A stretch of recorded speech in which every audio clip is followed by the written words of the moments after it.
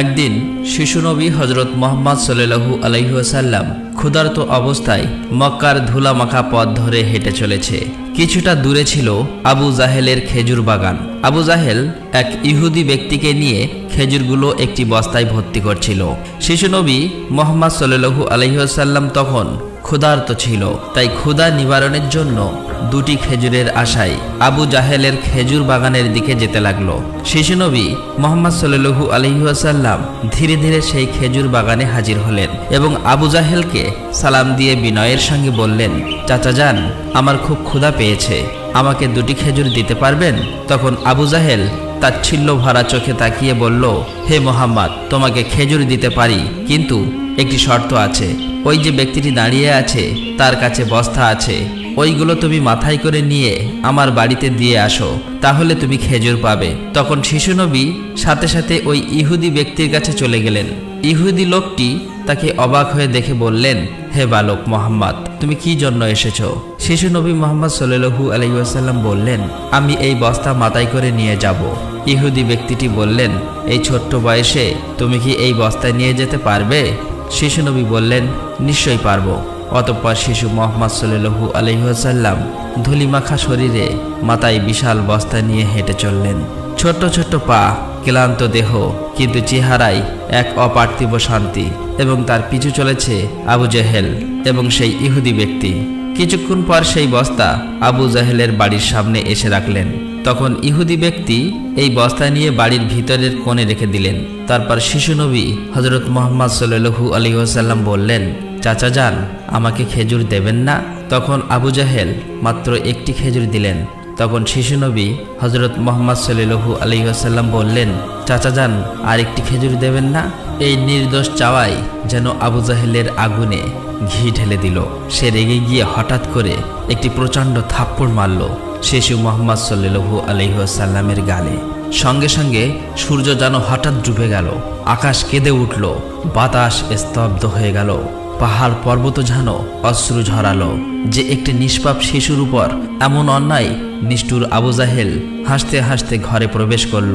ঠিক তখনই ঘটল এক অলৌকিক ঘটনা। খেজুর ভর্তি বস্তার মুখ খুলতেই আবু জাহেল হতবাক হয়ে গেলেন। আবু জাহেল দেখল বস্তার সমস্ত খেজুরগুলো ছোট ছোট পাথর হয়ে গেছে। চোখের সামনে এমন অলৌকিক ঘটনা দেখার পর সেই ইহুদি বিস্ময়ে হতবাক হয়ে গেল। এই দৃশ্য দেখে সেই ইহুদি ব্যক্তি থমকে দাঁড়ালেন। এমন অলৌকিক ঘটনার কথা জানানোর জন্য ইহুদি ব্যক্তিটি দ্রুত তাদের নেতার কাছে ছুটে গেল। কিন্তু নিষ্ঠুর অত্যাচারী আবু জাহেল তখন ঘর থেকে বের হয়ে এলো এবং কটাক্ষ করে বললেন, হে মুহাম্মদ, তুমি তো বড় জাদুঘর, আমার খেজুরগুলো জাদু করে পাথর করে দিয়েছ। শিশু নবী মুহাম্মদ সাল্লাল্লাহু আলাইহি ওয়াসাল্লাম নরম কণ্ঠে মাথা নিচু করে বললেন, চাচা যান, আমি কিছুই জানি না।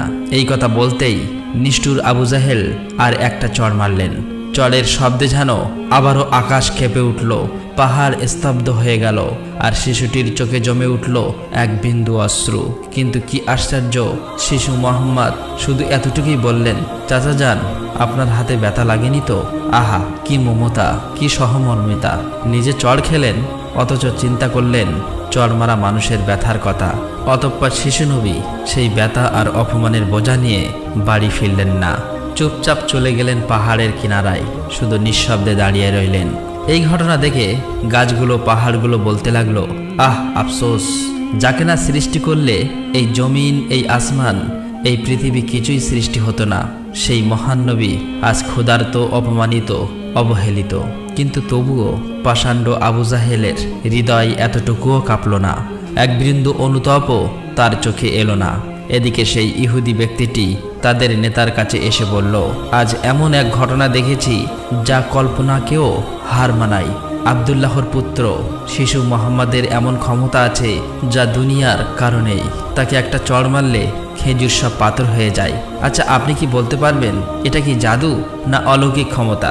তখন তাদের নেতা বললেন, আমরাও শুনেছি আমাদের ধর্মগ্রন্থ নাকি মুহাম্মাদের নাম আছে, সে হবে শ্রেষ্ঠ নবী এবং শেষ নবী। তবে তিনি কি এই মুহাম্মদ, এটা জানার জন্য আমাদের ধর্মগুরুর সান্নিধ্য প্রয়োজন। যদি এটা সত্য হয় তবে তাকে আমরা বাঁচাতে দেব না, এই পৃথিবী থেকে সরিয়ে দেব। তোমরাও যাও, আমাদের ধর্মগুরুর কানে এটি পৌঁছে দাও। তখন সেই ইহুদি ব্যক্তিটি আবারও আবু জাহেলের বাড়ির দিকে রওনা হলেন। যেতে যেতে সেই খেজুর বাগানের কাছে উপস্থিত হয়ে দেখলেন সমস্ত খেজুর গাছের খেজুর নেই, সব একেবারে পাথর হয়ে গেছে। এটা দেখে সেই ইহুদি ব্যক্তিটি হতভম্ব হয়ে গেলেন। তিনি আর এক মুহূর্ত দাঁড়ালেন না, খুব দ্রুত আবু জাহেলের বাড়ির দিকে রওনা হলেন। আবু জাহেলের বাড়িতে এসে বললেন, ভাই, আপনার খেজুর বাগানের সমস্ত খেজুরগুলো তো পাথরে পরিণত হয়ে গেছে। এখন এটাকে যদি ফিরিয়ে আনতে না পারেন তাহলে অনেক টাকা ক্ষতি হয়ে যাবে। এটাকে ফেরানোর একমাত্র পথ হলো শিশু মুহাম্মাদের কাছে ক্ষমা চাওয়া। কিন্তু আবু জাহেল ক্ষমা চাওয়ার পাত্র ছিল না। সে ছিল নিষ্ঠুর এবং অতি চালাক। তাই সে চালাকি করেই বলল, ঠিক আছে, চলো আমরা মুহাম্মাদের বাড়িতে গিয়ে দেখি।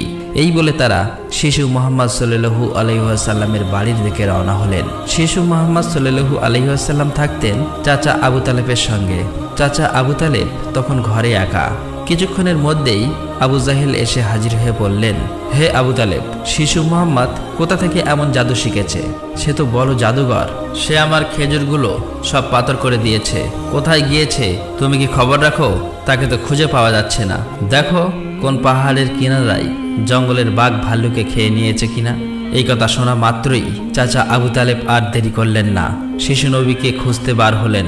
এদিকে শিশু নবী হযরত মুহাম্মদ সাল্লাল্লাহু আলাইহি ওয়াসাল্লাম পাহাড়ের কিনারায় বসে কাঁদছে আর বলছে, আজ যদি আমার মা বাবা বেঁচে থাকতো আমার সাথে কেউ এরূপ ব্যবহার করতে পারতো না। আমি আজ বড় একা। শিশু নবীর কান্না দেখে জঙ্গলের বাঘ ভাল্লুক হরিণ সেখানে আসলেন।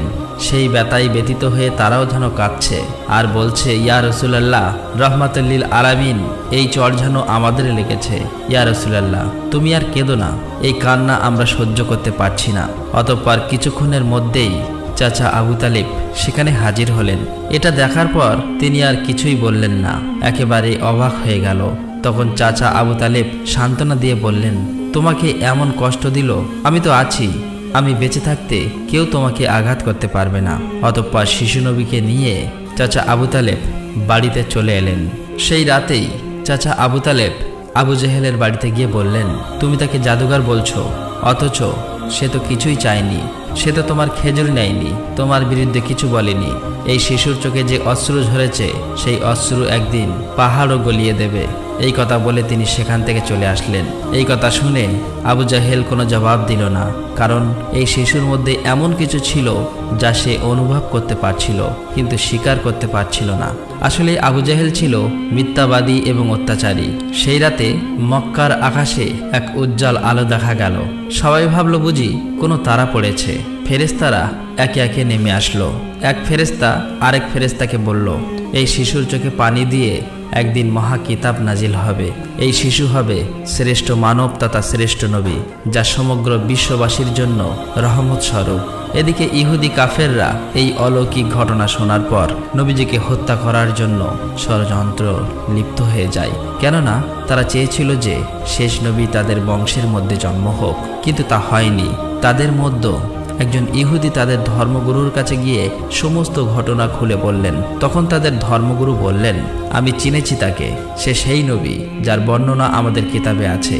তার দুটি চিহ্ন রয়েছে, একটি কাঁধে নবুয়াতের মোহর, অন্যটি তার দৃষ্টিতে রহমত। অন্য একজন প্রশ্ন করল, তাহলে আপনি কি ঈমান আনবেন? তখন তিনি চুপ করলেন, মাথা নিচু করলেন, তারপর শুধু বললেন, আমরা চেয়েছিলাম আমাদের বংশে আসুক, তাই আমরা সত্যকে অস্বীকার করব। অন্যদিকে প্রতি বছর চাচা আবু তালেব ব্যবসার উদ্দেশ্যে সিরিয়ায় সফর করতেন। সেদিনও চাচা আবু তালেব সিরিয়া সফরের উদ্দেশ্যে প্রস্তুত হচ্ছিলেন। ঠিক সেই সময় শিশু মুহাম্মদ সাল্লাল্লাহু আলাইহি ওয়াসাল্লাম এসে বললেন, চাচা যান, আপনার সঙ্গে আমিও সিরিয়ায় সফরে যাব। কিন্তু শিশু মুহাম্মাদের কথা চাচা আবু তালেব ফেলতে পারলেন না। অতঃপর পরের দিন ব্যবসার উদ্দেশ্যে শিশু মুহাম্মাদকে নিয়ে চাচা আবু তালেব সিরিয়া সফরের উদ্দেশ্যে রওনা হলেন। এভাবেই চলতে চলতে কয়েক মঞ্জিল পথ অতিক্রম করার পর বাণিজ্য কাফেলা শাম নামক একটি জায়গায় গিয়ে বিশ্রাম নিচ্ছিলেন। সেখান থেকে কিছুটা দূরে খ্রিস্টানদের একটি গির্জা ছিল। সেই গির্জায় খ্রিস্টানদের একজন ধর্মগুরু ছিল, যে সেই জামানার সবচেয়ে মহাপণ্ডিত ছিল। কাফেলা যখন আবারও চলতে শুরু করলো, তখন ওই খ্রিস্টানদের ধর্মগুরু লক্ষ্য করে দেখল কাফেলার সাথে সাথে যে সোজা শিশু নবী আছে তার ঠিক মাথার উপর একখণ্ড মেঘ আছে। তার মাথার উপর ছায়া দিতে দিতে সরে আসছে। এটা দেখে তিনি অবাক হয়ে গেলেন। খ্রিস্টান ধর্মগুরু খুব শীঘ্রই তাদের ধর্মগ্রন্থ পড়ে বুঝলেন নিশ্চয়ই কাফেলার ভিতরে আখিরি জামানার শেষ নবী রয়েছে। তখন তিনি খুব দ্রুত তাদের একজন লোককে ডাকলেন এবং বললেন, তোমরা যাও, ওই কাফেলার সকলকে ডেকে আনো, তাদেরকে আমরা দাওয়াত খাওয়াবো। এই কথা শুনে তারা সেখানে চলে গেল এবং তাদেরকে বলল, প্রিয় ভাইরা, আমাদের ধর্মগুরু আপনাদের সকলেরই দাওয়াত করেছেন, এই দাওয়াত আপনারা কবুল করুন। অতঃপর কাফেলার সকলেই ওই গির্জায় আসলেন। তারপর খ্রিস্টান ধর্মগুরু কাফেলার সকলকে পেট ভরে খাওয়ালেন। অতঃপর কিছুক্ষণ পর খ্রিস্টান ধর্মগুরু আবু তালেবকে বললেন, হে কাফেলার সর্দার, নিশ্চয়ই এই শিশুর পিতামাতা ইন্তেকাল করেছে। আবু তালেব বললেন, হ্যাঁ, আপনার অনুমান সত্য, তারা ইন্তেকাল করেছে। এখন আমি তাকে লালন পালন করি। তখন খ্রিস্টান ধর্মগুরু বলল, এ কাফেলা সর্দার, শুনে রাখো, আপনার ভাতিজা নিশ্চয়ই আল্লাহর শেষ নবী হবেন। তার পৃষ্ঠদেশে মোহরের নবুয়াত খচিত আছে। তার প্রতি তুমি খুবই সতর্ক দৃষ্টি রাখবে এবং তাকে কোথাও একা যেতে দেবেন না। কেননা ইহুদি নাসারাগণ এটা জানতে পারলে, চিনে ফেললে, তারা শিশু মোহাম্মদকে প্রাণনাশের চেষ্টা করবে, এতে কোনো সন্দেহ নেই। তখন চাচা আবু তালেব বললেন, আপনি এই খবর জানেন কিভাবে? খ্রিস্টান ধর্মগুরু বললেন, আমি তৌরাত কিতাবে এই ঘটনার বর্ণনা পেয়েছি। তুমি যাও, তোমার ভাতিজাকে এখানে ডেকে আনো। তখন চাচা আবু তালেব শিশু মোহাম্মদকে সেখানে আনার জন্য চলে গেলেন। কিছুক্ষণ পর খ্রিস্টান ধর্মগুরু দেখলেন আবার একটি কাফেলা রওনা হচ্ছে। তখন খ্রিস্টান ধর্মগুরু সেখানে গেলেন এবং তাদেরকে জিজ্ঞাসা করলেন, আপনারা কারা আর কোথায়, কি জন্যই বা যাচ্ছ? তখন তারা উত্তর দিল, আমরা রোম দেশের সৈন্য। আমাদের বাদশাহ আমাদেরকে পাঠিয়েছে যে দুনিয়াতে নাকি আখিরি নবীর আবির্ভাব হয়েছে অনেক দিন আগেই। আমরা তার সন্ধান করছি, তাকে খুঁজে ফেলে হত্যা করে দেব। আপনি কি তার কোনো সন্ধান দিতে পারবেন? তখন খ্রিস্টান ধর্মগুরু বলল, তোমরা বৃথায় তাকে খুঁজে বেড়াচ্ছ। আল্লাহ তাআলা যদি সত্যিই তার শেষ নবীকে দুনিয়ায় পাঠিয়ে থাকেন, তবে তো তিনি নিজেই তাকে হেফাজত করবেন। কারো এমন সাধ্য নেই যে তাকে হত্যা করতে পারবে। অতএব তোমরা আবারও রোম দেশে ফিরে যাও। এই কথা শুনে ওই সৈন্যগুলো ফিরে গেল। এভাবেই সেই দিন অতিবাহিত হয়ে গেল। রাতের বেলা খ্রিস্টান ধর্মগুরু চাচা আবু তালেবকে তাদের গির্জায় ডেকে বলল, হে কাফেলার সর্দার, দেখেছ তো, আমার কথাই সত্য। ইহুদি নাসারাগণ আখিরি নবীর সাথে চরম শত্রুতা পোষণ করে। তারা যদি শেষ নবীকে হাতের কাছে পেয়ে যায় তাহলে হত্যা করার চেষ্টা করবে। অতএব ভাতিজাকে নিয়ে বিদেশে যাওয়া উচিত হবে না, ফিরে যাও। অতঃপর পরের দিন চাচা আবু তালেব আর বিদেশ সফর করলেন না, আবারও দেশের পথে ফিরে আসতে লাগলেন। কিছুক্ষণ যাবার পর পথের মধ্যে একটি ঘোড়া দেখতে পেলেন, কিন্তু সেখানে কোনো মানুষ ছিল না। এটা দেখে তারা সেখানে দাঁড়িয়ে পড়লেন। তারপর দেখলেন একজন মানুষ মৃত অবস্থায় পড়ে আছে। আসলেই এটি ছিল একজন ইহুদি যে শিশু নবীকে হত্যা করতে এসেছিল। কিন্তু আজ সেই শিশু নবী নিজে তাকে বাঁচিয়ে তুলছে, নিজের হাতে পানি খাওয়াচ্ছেন। এভাবেই তাকে বাঁচিয়ে নিজেদের সাথে নিয়ে আবারও পথ চলতে শুরু করলেন। এভাবেই চলতে চলতে তাদের কাফেলা একটি সাগরের কিনারায় এসে উপস্থিত হলেন। সেখানে ছিল একটি জেলে সম্প্রদায়ের বসবাস। তাদের কাফেলা সেখানেই বিশ্রাম নিচ্ছিলেন। কিন্তু ওখানকার জেলে সম্প্রদায় ছিল মূর্তি পূজারী। তারা ছিল কুসংস্কারে আবদ্ধ। চাচা আবু তালেব হঠাৎ করে একটি জায়গায় গিয়ে দেখল একদল জেলে সম্প্রদায় মূর্তি পূজা করছে। তখন তাদের মধ্যে একজনকে জিজ্ঞাসা করলো, প্রিয় ভাইরা, আপনারা এমন করে মূর্তি পূজা করছেন কেন? তখন সেই ব্যক্তি বলল, আমাদের জালে বহুদিন থেকে মাছ ধরা পড়ে না, তাই সমুদ্রের দেবতাকে খুশি করার জন্য এই পূজার আয়োজন করেছি। এদিকে শিশু মুহাম্মদ সাল্লাল্লাহু আলাইহি ওয়াসাল্লাম লক্ষ্য করে দেখলেন একটি বড় মূর্তির সাথে একজন মা ও তার বাচ্চাকে শিকল দিয়ে বেঁধে রাখা হয়েছে, তাদেরকে বলি দেবে বলে। কেননা এই জেলে সম্প্রদায়ের বিশ্বাস ছিল এভাবে বলি দিলে তাদের দেবতা খুশি হবে, তাদের জালে আবারও মাছ ধরা পড়বে। তখন শিশু মুহাম্মদ সাল্লাল্লাহু আলাইহি ওয়াসাল্লাম সেখানে গেলেন এবং তাদেরকে শিকল খুলে মুক্তি করে দিলেন। সেই মুহূর্তে একজন জেলে সেখানে গেলেন এবং বললেন, আমরা যাদেরকে বলি দেব বলে বেঁধে রেখেছিলাম তাদেরকে একজন বাচ্চা খুলে দিয়েছে। এটা শুনে তারা সবাই অতি দ্রুত নবীজিকে ধরতে সেখানে যেতে লাগলো। তখন চাচা আবু তালেব তাদেরকে থামাতে গেল, আর সেই সাথে সাথেই তারা সবাই দেখতে পায় সমুদ্রের কাছে সেই বড় মূর্তিটি আপনা আপনি ভেঙে পড়েছে। সমুদ্রের ঢেউ উঠেছে আর সেই ঢেউয়ের সাথে সাথে অনেকগুলো মাছ উপরে উঠে এসেছে। এটা দেখে সমস্ত জেলে সম্প্রদায়ের মানুষ অনেকগুলো মাছ ধরল এবং তারা নিজেরা অনেক খুশি হয়ে গেল। এটা দেখে আবু তালেব অবাক হয়ে যায়। আসলে এই নবীজি তখন সমুদ্রের ধারে দাঁড়িয়ে আল্লাহর কাছে দোয়া করছিলেন। নবীজির দোয়ার বরকতে আল্লাহ তাআলা তাদেরকে মাছ দিয়েছিলেন। অতঃপর তাদের কাফেলা মক্কার দিকে রওনা হলো। মক্কায় আসার পর শিশু নবী হযরত মুহাম্মদ সাল্লাল্লাহু আলাইহি ওয়াসাল্লাম চাচা আবু তালেবের ছাগল নিয়ে চড়াতে যেতেন। একদিন ছাগল চড়িয়ে ফেরার পথে শিশু নবী দেখতে পান এক জায়গায় দাসদাসীদের কেনাবেচা চলছে। পুরুষদের গরম রড দিয়ে অত্যাচার করছে এবং মহিলাদের উচ্চ দামে কেনাবেচা চলছে। এটা দেখে শিশু নবী অনেক কষ্ট পায়। এদিকে নবীজির এক চাচা আবু লাহাব দাসদাসীকে কেনাবেচা করত। তিনি একজন দাসকে বেশি দামে বিক্রি করে দিচ্ছিলেন। ঠিক সেই সময় তার স্বামী গিয়ে বললেন, হুজুর, আপনি এমন কাজ করবেন না, আমাদেরকে ক্ষমা করে দিন। এভাবেই কাকুতি মিনতি করতে লাগলো, কিন্তু আবু লাহাব তার কোনো কথাই শুনতে চায় না। ঠিক সেই সময় আমাদের দয়ার নবী সেখানে হাজির হয় এবং চাচা আবু লাহাবকে বলে, আপনি এই মহিলাকে বিক্রি করবেন না। তখন আবু লাহাব বলে, আমি এই মহিলাকে অনেক বেশি দামে কিনেছি, আমার মূল্য পরিশোধ করে দিলে আমি তাকে ছেড়ে দেব। তখন শিশু নবী তার এই মূল্য পরিশোধ করে দিলেন, আর সেদিন সেই মহিলা নবীজির জন্য মুক্তি পেয়েছিলেন। অতঃপর সেই সময় মক্কায় বহুদিন ধরে বৃষ্টি হচ্ছিল না। মক্কায় বড় বড় নেতারা একত্রিত হয়ে বলতে লাগলো, মক্কায় বহুদিন ধরে বৃষ্টি হচ্ছে না, আমাদের বাচ্চারা মারা যাচ্ছে, পশু পাখি মারা যাচ্ছে। তাই আমরা সবাই মিলে কসম করছি যে আমরা সবাই কাবার কাছে আসব এবং সেখানে গিয়ে বৃষ্টি চাইব। যতক্ষণ না বৃষ্টি আসে ততক্ষণ আমরা সেখান থেকে আসব না।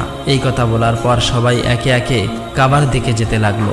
সেখানে চাচা আবু তালেবও যাবে। ঠিক এমন সময় শিশু মুহাম্মদ সাল্লাল্লাহু আলাইহি ওয়াসাল্লাম চাচা আবু তালেবকে জিজ্ঞাসা করলেন, চাচা যান, আপনি কোথায় যাচ্ছেন? চাচা আবু তালেব বললেন, হে মুহাম্মদ, আমাদের মক্কা শুকিয়ে গিয়েছে, বহুদিন বৃষ্টি হয় না, একে একে সবাই মারা পড়ছে, তাই বৃষ্টির জন্য কাবা ঘরের কাছে যাচ্ছি। তখন শিশু নবী বললেন, চাচা যান, আপনি আমাকে সাথে নিয়ে চলেন। তখন চাচা আবু তালেব বললেন, হে মুহাম্মদ, তুমি এখন ছোট্ট, সেখানে মক্কার বড় বড় নেতারা থাকবে, আমি যদি তোমাকে নিয়ে যাই তাহলে সকলেই আমাকে অপমান করবে।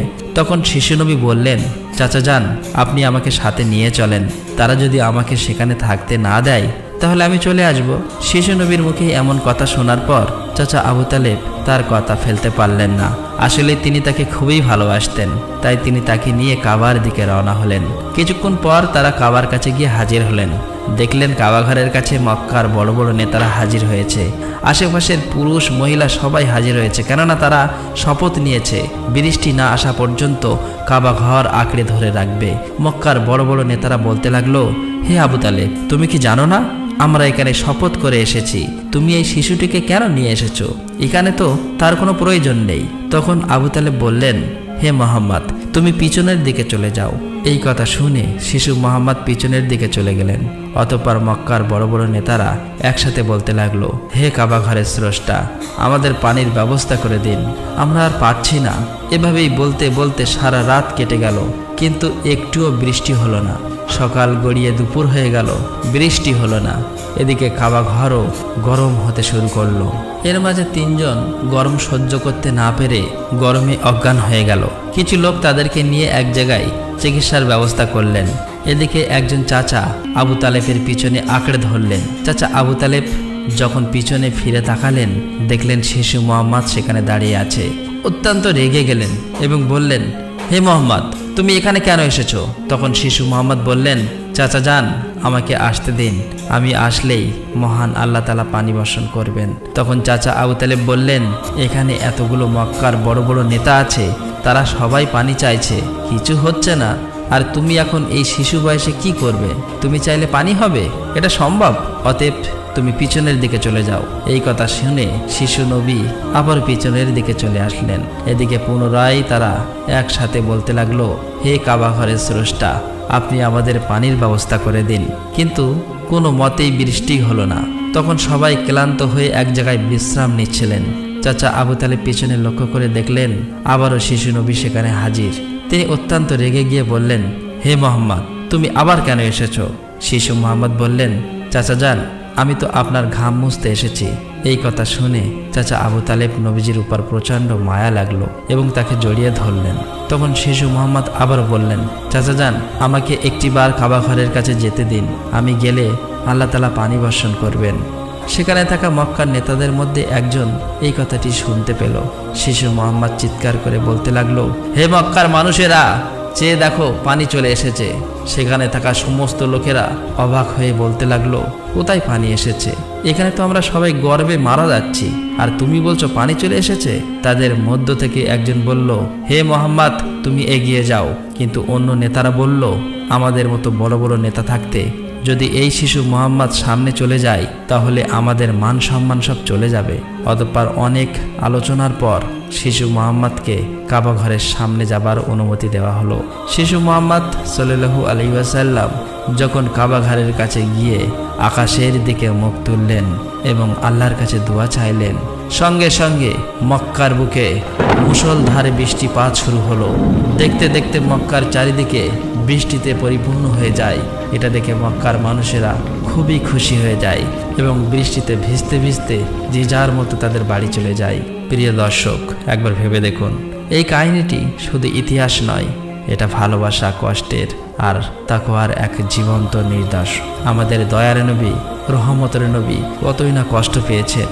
তিনি এত কষ্ট সয়েও কাউকে অভিশাপ দেননি, শুধু দোয়া করছিলেন, হে আমার রব, আমার উম্মতকে মাফ করে দাও। তারা জানে না আমি কে। এই সেই নবী যার ভালোবাসা ছাড়া জান্নাতের দরজা খুলবে না কারো জন্য। আর আজ আমরা এই যুগের মুসলিম কতটুকু কাঁদি তার জন্য, কতটুকু ভালোবাসি তাকে, কতটুকু তার সুন্নাহ আঁকড়ে ধরেছি। একবার ভেবে দেখুন, যে নবীর কষ্টে পাহাড় কাঁদে, গাছ কাঁদে, পশু পাখি কাঁদে, আর আমরা, আমাদের চোখে জল আসে না, আমাদের হৃদয় কেন নড়ে না? প্রিয় দর্শক, আসুন আমরা সকলেই দোয়া করি, মহান আল্লাহ তাআলা যেন আমাদের সকলকে সেই দয়ার নবীর ওসিলায় মাফ করে দেন। আল্লাহ তাআলা আমাদের সকলের দোয়া কবুল করুক, আমিন। আসসালামু আলাইকুম। এখন পর্যন্ত যারা আমার এই ইসলামিক চ্যানেলটি সাবস্ক্রাইব করেন নাই, তারা এখনই সাবস্ক্রাইব করুন।